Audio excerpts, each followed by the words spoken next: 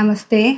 2026 വിഷുഫലം. തൃക്കേട്ട നക്ഷത്രക്കാരെ സംബന്ധിച്ച് അവർക്ക് കഴിഞ്ഞൊരു വർഷം വളരെ ബുദ്ധിമുട്ടുകളും ഒക്കെയുള്ളൊരു സമയമായിരുന്നു. സാമ്പത്തികമായിട്ട് അങ്ങോട്ടും ഇങ്ങോട്ടൊക്കെ നമുക്ക് തിരിമറികൾ, അതുപോലെ ആ സമ്പത്ത് ഇപ്പോൾ വരും എന്ന് പ്രതീക്ഷിച്ചിട്ട് അത് കിട്ടാത്തൊരു സമയവും ഒക്കെ ആയിരുന്നു കഴിഞ്ഞൊരു വർഷം.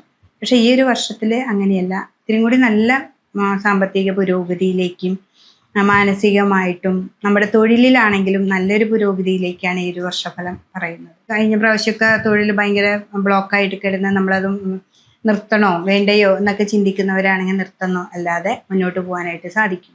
അതിനെ നമുക്ക് ജയദുർഗാമന്ത്രം കൊണ്ട് ദേവിക്ക് പൂജ ചെയ്യാം.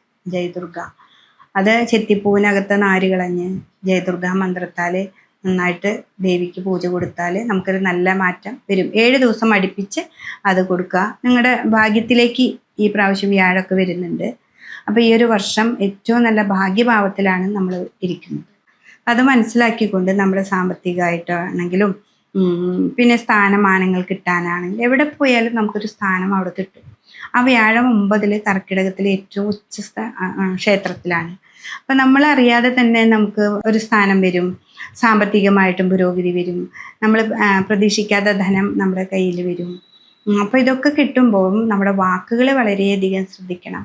തൃക്കേട്ട നക്ഷത്രക്കാർക്ക് പൊതുവേ ഇത്തിരി ദേഷ്യം കോപം കൂടിയവരാണ്.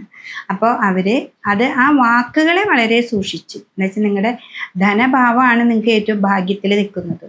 അപ്പോൾ ആ വാക്കുകളിലൂടെയാണ് നമുക്ക് ധനങ്ങൾ വരുന്നത്. അപ്പോൾ ആ വാക്ക് വളരെ സൂക്ഷിച്ച് മുന്നോട്ട് പോവുകയാണെങ്കിൽ ആണ് ഈ പറയുന്ന ഫലമൊക്കെ നമുക്ക് കയ്യിൽ വരിക. അപ്പോൾ അതുകൊണ്ട് തന്നെ കുട്ടികളാണെങ്കിൽ ഒരു എക്സാം എഴുതിയാൽ പെട്ടെന്ന് നമുക്കൊരു ഭാഗ്യത്തിൽ വരും.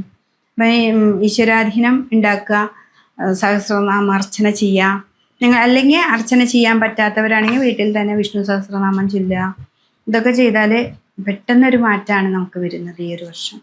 അപ്പോൾ തൃക്കേട്ട നക്ഷത്രക്കാർക്ക് അനുകൂലമായൊരു സമയമാണ് ഈ ഒരു വർഷഫലം പറയുന്നത്.